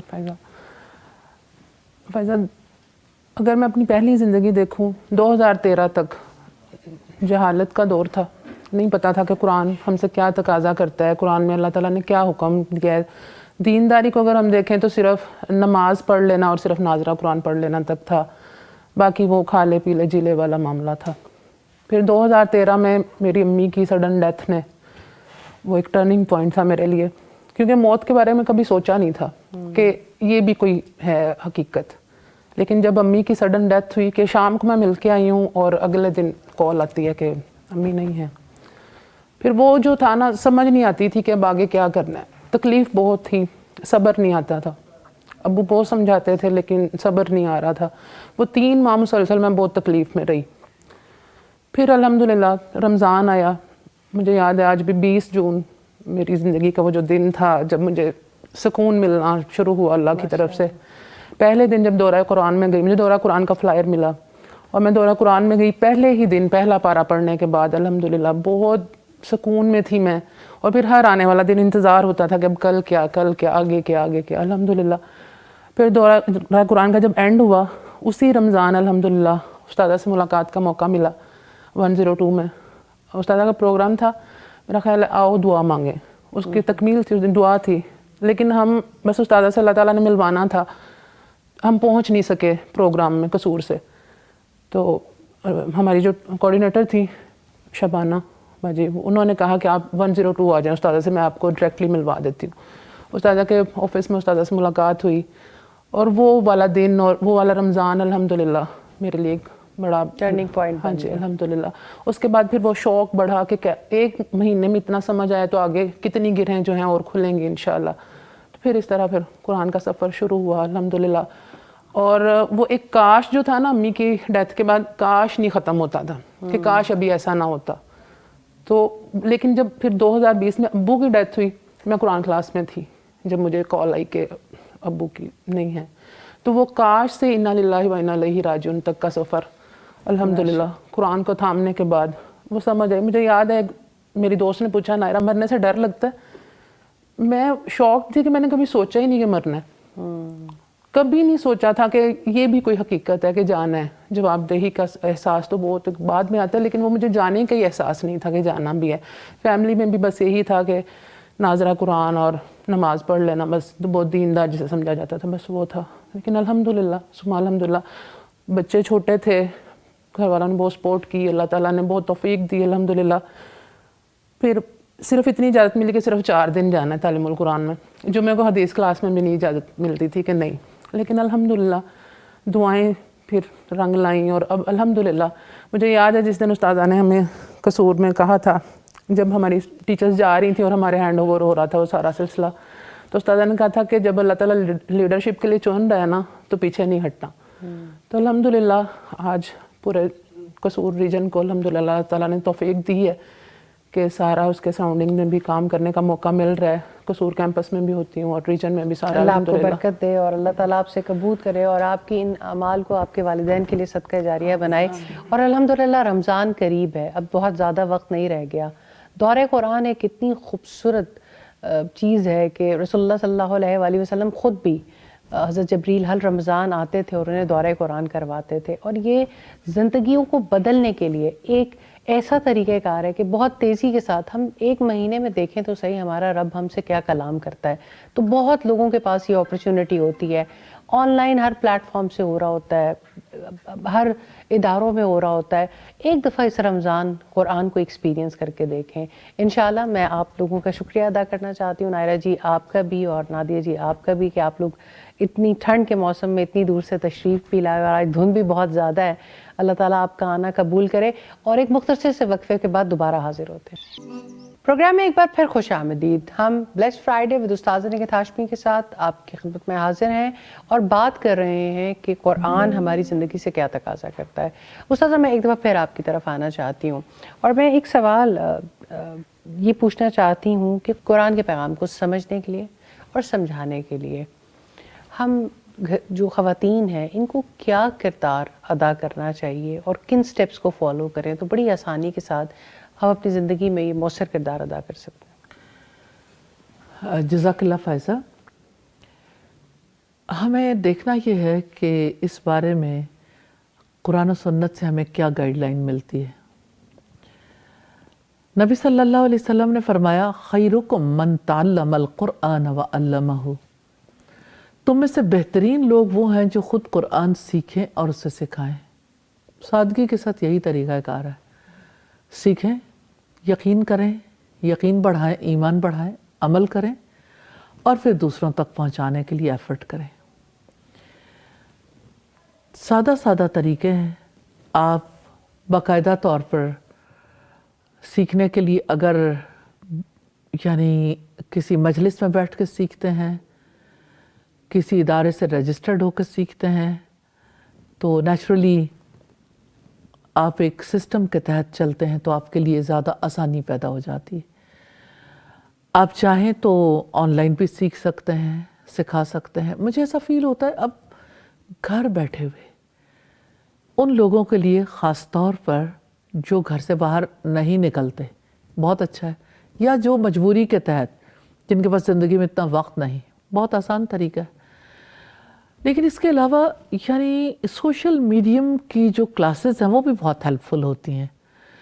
پھر ایسے پلیٹ فارمز ہیں جس کی توسط سے آپ اپنی سپیڈ کے لحاظ سے جس وقت چاہیں, جیسے ہمارا لرننگ مینجمنٹ سسٹم ہے LMS, دنیا بھر سے کوئی بھی سیکھنا چاہتا ہے اس کے لیے بھی طریقہ کار وہی ہے کہ آپ جو پڑھیں گے تو ظاہر ہے کہ اس کو ریوائز کرنا ہے, تو آپ کے چھوٹے چھوٹے کوئزز ہیں اس کے تھرو آپ آگے بڑھتے جائیں گے. ہر بار اچیومنٹ اللہ سبحانہ تعالیٰ کی رحمت سے اور آگے بڑھانے میں ہیلپ فل ہوگی. مجھے ایسا فیل ہوتا ہے یہ تو ہے پڑھنے پڑھانے کا طریقہ کار. مجھے ایسا لگتا ہے سادگی کے ساتھ آپ جو پڑھ رہے ہیں برتیں, عمل میں لے کے آئیں. لوگ آپ کے عمل سے سیکھیں گے. عمل سے سیکھنا, عمل سے سکھانا سب سے زیادہ ضروری ہے.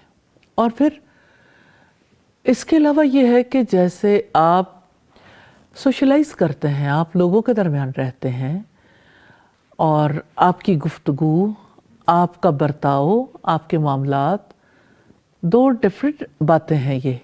گھر کے اندر آپ باقاعدہ طور پر جیسے بچوں کے ساتھ معاملہ ہے سکھا سکتے ہیں. ایک ماں، ایک بہن، ایک بیٹی خود بخود یعنی اس کے لیے ایسا چانس پیدا کر سکتی ہے اللہ تعالیٰ کی توفیق سے. اور گھر میں یعنی اٹھتے بیٹھتے کھانا کھاتے ہوئے کسی موقع پر یہ سلسلہ جاری رہتا ہے انفارمل ایجوکیشن کا، انفارملی لے کے چلنے کا. میں ایک انٹرسٹنگ ایگزامپل ہے.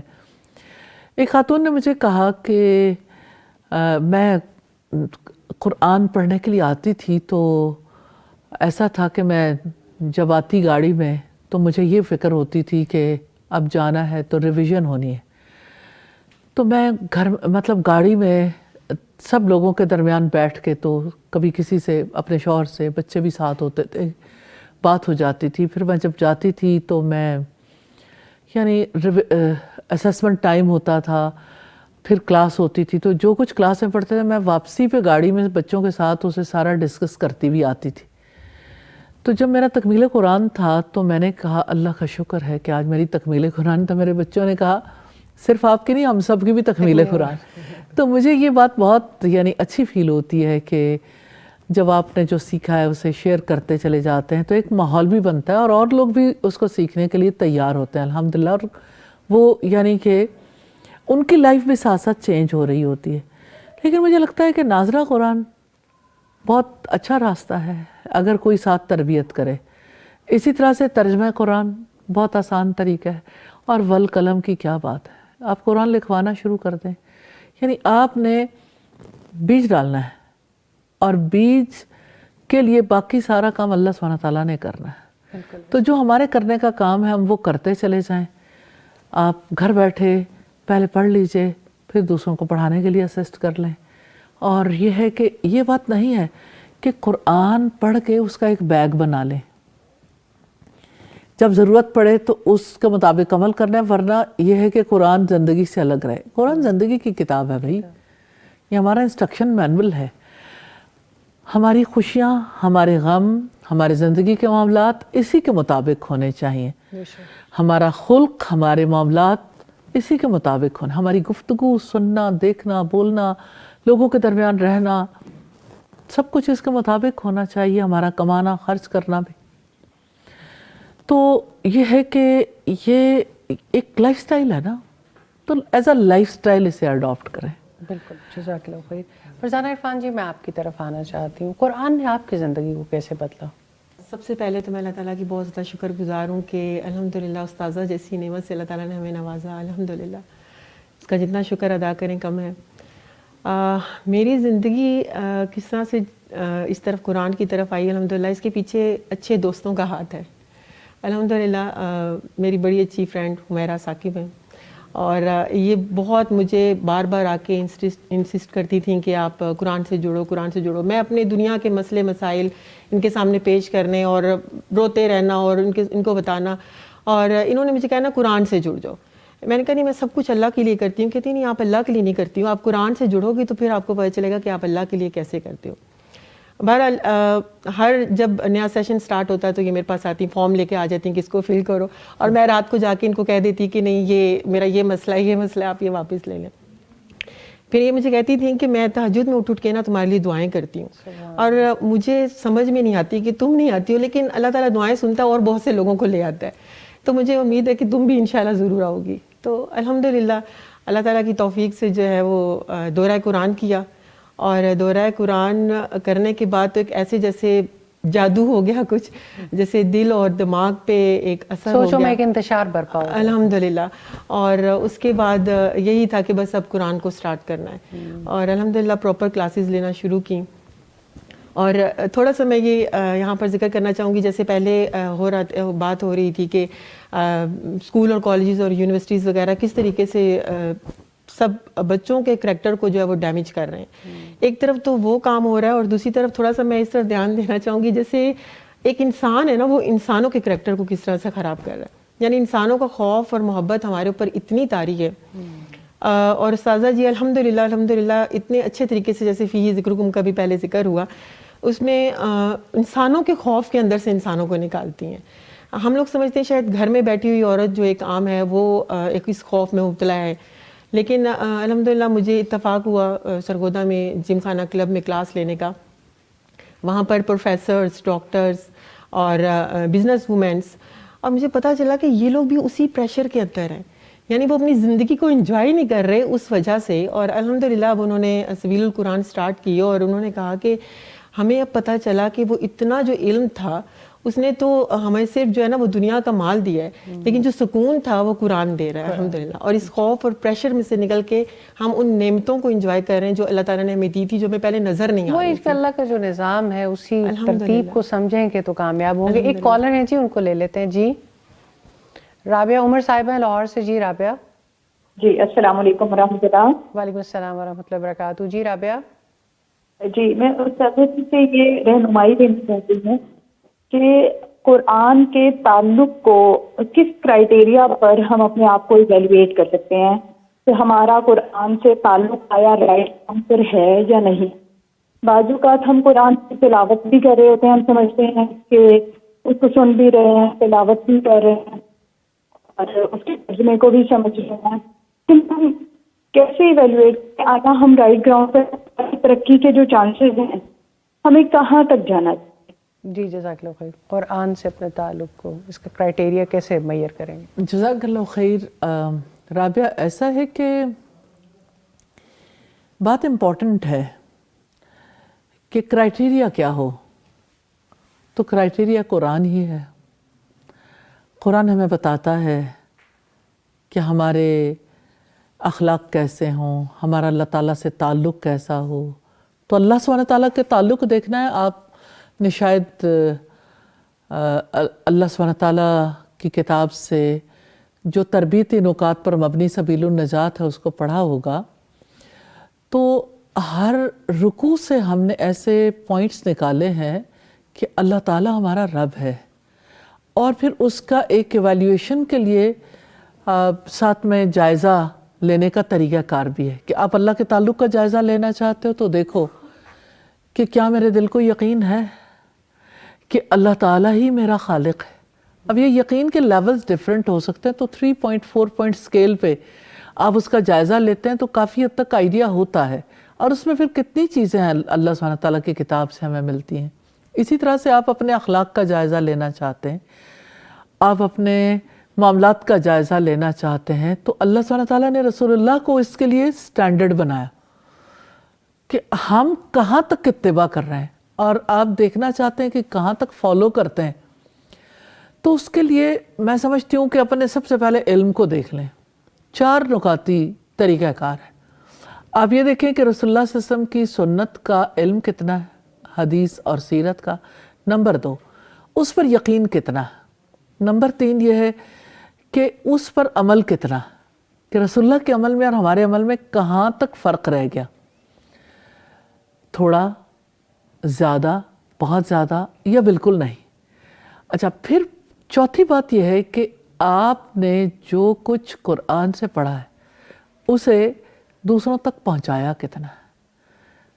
تو علم، ایمان، عمل اور دعوت، یہ 4 بنیادی چیزیں جو ہیں سورہ العصر سے ہمیں 3 باتوں کا خصوصی طور پر پتہ چلتا ہے، ایمان، عمل صالح اور دعوت کا.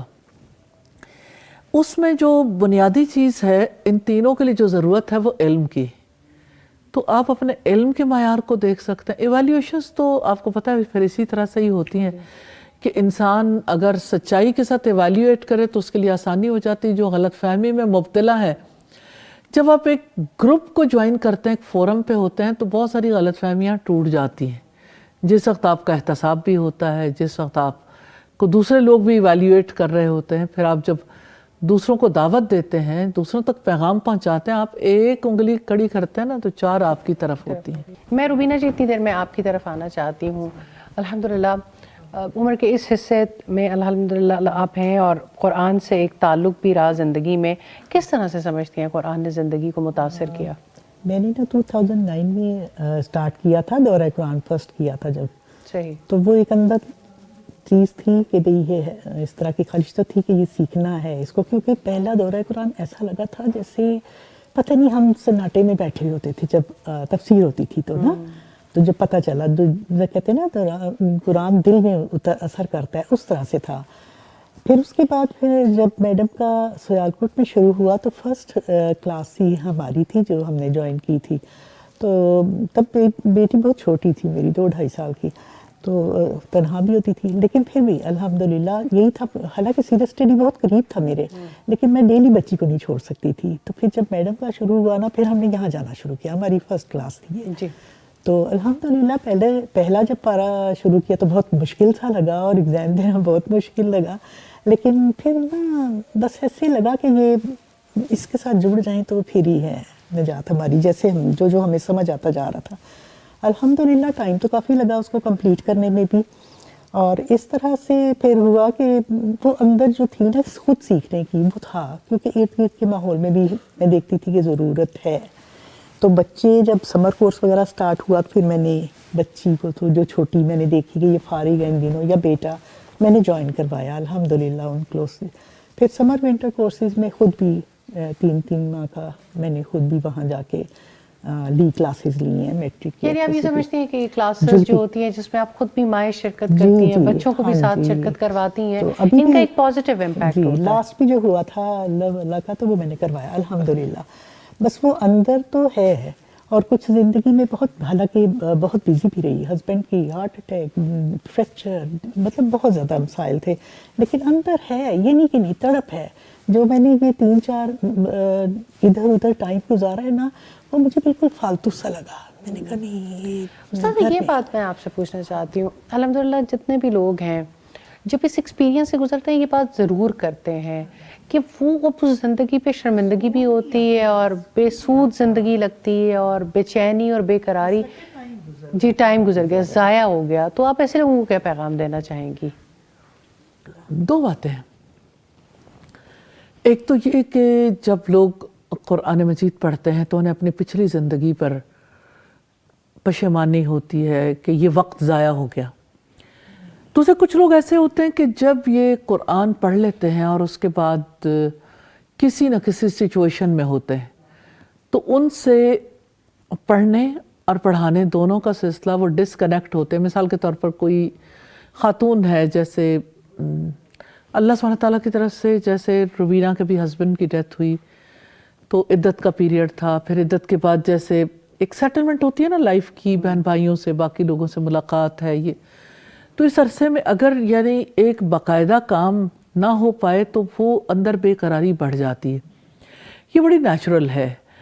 اب یہ دونوں کی باتیں میں الگ کرنا چاہوں گی۔ پہلی بات تو یہ کہ اللہ سبحانہ تعالیٰ جانتا ہے کس کو کس وقت ہدایت دینی ہے۔ بے شک یہ افسوس ضرور ہوتا ہے، اپنی پچھلی زندگی پہ ہونا بھی چاہیے، اللہ سے توبہ بھی کرنی چاہیے، لیکن اللہ کے فیصلے پہ راضی بھی رہنا چاہیے کہ اگر آپ اسی کے اندر گم ہو جاتے ہیں تو پھر بہت مشکل ہو جاتی۔ اور یہ ہے کہ آپ آگے کا سفر نہیں کر پاتے، کہ اگر آپ گلٹ میں ہی رہیں کہ کیوں ایسا ہوا کہ پہلے میں نے نہیں کیا، ہو گیا، استغفار کریں اور آگے بڑھ جائیں۔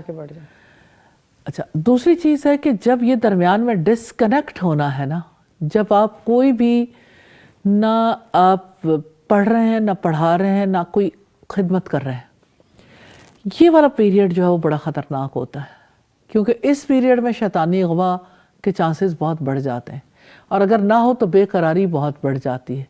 اس لیے ڈسکنیکٹ نہیں ہونا چاہیے، اپنی ذمہ داری کوئی نہ کوئی قبول کرنی چاہیے، قرآن پہنچانے کی، تعلیم دینے کی، یا یہ ہے کہ سیکھتے رہیں۔ جیسے میں نے اپنی والدہ کو دیکھا کہ وہ 78 ایئرز کی وہ تھیں جس وقت ان کی ڈیتھ ہوئی، اور ڈیتھ سے ایک دن پہلے بھی آیورٹا ڈائسیکشن ہوا ان کا، ایک دن پہلے بھی وہ کلاس میں تھیں۔ انہوں نے زندگی میں کبھی قرآن پڑھنا نہیں چھوڑا، پڑھتی رہیں، دہراتی رہیں، ایک کورس، دوسرا کورس، تیسرا کورس، چوتھا کورس۔ تو مجھے ایسا فیل ہوتا ہے کہ انہوں نے اپنے آپ کو یعنی سکون والی زندگی میں رکھا، اور لوگوں کے لیے بھی آسانی ہوئی، اور مجھے ایسا فیل ہوتا ہے ان کی اپنی ایک لائف بن گئی۔ اور پھر یہ کہ ان کی کلاس فیلوز، ان کے باقی لوگ ان کا میل جول اور ان کے روٹین لائف انسان کی اسی کے ٹریک مطابق نہیں ڈھل ہوتا گئی. اور ایک راستے کا مسافر تو رہتا ہے. مجھے لگتا ہے کہ جو خواتین بزرگ ہو جائیں جی ان لوگوں کو تو خصوصی طور پر ضرور ایسے اداروں میں بیٹھنا چاہیے, بچوں کو ٹائم دینا چاہیے, بچیوں کو, اور کچھ نہ کچھ یعنی کہ اگر اور زیادہ کچھ نہیں کر سکیں تو کم از کم یہ ہے کہ زندگی کی بہت ساری چھوٹی چھوٹی باتیں ہوتی ہیں جو سکھائی جا سکتی ہیں, بتائی جا ایک سکتی کالر ہے, میں جی. لینا ہوگا. جی رفت نجم صاحبہ ہیں سائیوال سے. جی بتائیے گا رفت جی. جی السلام علیکم ورحمۃ اللہ وبرکاتہ. السلام علیکم. جی الحمدللہ میں پروگرام سن رہی تھی کہ قرآن زندگیوں کو بدلتا ہے, تو میں استاد جی سے سوال کرنا چاہتی ہوں کہ ہمارے ایجوکیشن سیکٹر میں کیسے ہم قرآن سکھائیں کہ ہماری یوتھ کے اندر قرآن کی روشنی پھیل جائے. صحیح. ایجوکیشن سیکٹر میں کیا ایسا کردار ادا کریں کہ ہماری یوتھ تک بھی یہ روشنی پھیلے؟ اچھا سوال ہے رفت. بات یہ ہے کہ ایک یہ کہ ہم کیا کردار ادا کریں اور ایک یہ ہے کہ اسٹیٹ کیا کردار ادا کرے. تو بیسیکلی اگر آپ دیکھیں تو 3 T's ہیں: ٹیچر, ٹاٹ اینڈ ٹیوٹی. استاد, شاگرد اور ٹیکسٹ بک. اب آپ دیکھیں کہ ٹیکسٹ بک جو ہے نا قرآن مجید, وہ تو ہمارے اسکولس میں نافذ کر دیا گیا, لیکن ٹیچر اور انتظامیہ کیا اس مقصد کو سمجھ سکیں جس کے لیے قرآن مجید کا ترجمہ یا اس کی تجوید ناظرہ لازم کیا گیا؟ تو مجھے لگتا ہے کہ ٹیچرز کی جو ٹریننگ اس آسپیکٹ پہ ہونی چاہیے تھی وہ ہوئی نہیں. خاص طور پر تجوید کے حوالے سے ٹریننگ ہوئی, ٹرانسلیشن کے حوالے سے یا قرآن پہنچانے کے حوالے سے جو ٹریننگ تھی وہ نہیں. ٹریننگ ہوئی لیکن یعنی ٹیچرز اکثر ایسے ہیں جو خود ترجمہ نہیں جانتے تو صاحب میں سمجھتی اور ایک بوجھ بن گیا. جی میں دونوں ایجوکیشن میں سمجھتی ہوں کہ ٹیچر اکثر ٹرانسمیٹر ہوتا ہے, ٹرانسفارمر نہیں ہوتا. وہ ٹرانسفارم نہیں کر رہا ہوتا لوگوں کی زندگی, یا ٹرانسمٹ تو کر رہا ہوتا ہے ایک جگہ سے ایک بات, اس کے پاس ایک نالج ہے وہ پہنچا رہا ہوتا ہے. یہ بڑی اہم بات ہے, بہت اہم بات ہے. اور میں سمجھتی ہوں کہ اساتذہ پر ضرور کام کرنا چاہیے, اور یہ ہے کہ ایجوکیشنل سیٹ اپ میں جہاں تک ہو سکے اس یعنی اگر ایک اللہ سبحانہ تعالیٰ کی طرف سے توفیق مل گئی اور ایک چیز لازم قرار دے دی گئی تو اس پالیسی کو کامیاب کرنے کے لیے اپنا رول پلے کرنا چاہیے. اسٹیٹ کو یہ چاہیے کہ اس کے لیے باقاعدہ طور پر ٹریننگز کروائیں, اور اپنے دیکھیں ٹیچر بہت بڑی چیز ہوتا ہے, کیونکہ استاد جو ہے نا اس نے تبدیلی, وہ چینج ایجنٹ ہے نا, اس نے دراصل کام کرنا ہے. لیکن استاد اگر یہ سمجھے کہ میں نے یعنی جو میرے پاس ہے میں نے الٹنا ہے, تو الٹنے کے لیے تو وہ الٹ دے گا, چلا بھی جائے گا. لیکن یہ کہ آپ فزکس, کیمسٹری, بایو تو اس طرح سے پڑھا لو, کیونکہ انہوں نے زندگیاں تو نہیں بدلنی. لیکن جب آپ قرآن پڑھائیں تو ظاہر ہے کہ وہ تو ایک چینج کی کتاب ہے, تو اس کو اس طرح سے تو نہیں ٹرانسمٹ کیا جا سکتا. لیکن انفارچونیٹلی جب ٹیچر اس کو اہمیت نہیں دیتا تو اسٹوڈنٹ بھی اہمیت نہیں دیتے. آج بھی قرآن ایسی جگہ پر ہے ہمارے اسکولز میں جہاں پہ یعنی عمومی طور پر جہاں قرآن لوگوں کو بوجھ محسوس ہوتا ہے, دوسرے نالج کو زیادہ ترجیح دیتے ہیں, اور اسکولوں کے ٹائم ٹیبل میں بھی پھر اس کی گنجائش نہیں رکھی جاتی, پھر چیٹ کیا جاتا ہے, پھر تھوڑا حصہ جو ہے وہ اس کو سلیکٹ کر لیا جاتا ہے.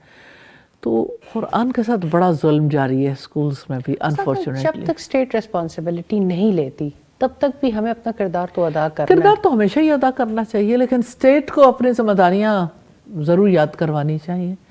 مشکل نہیں ہے.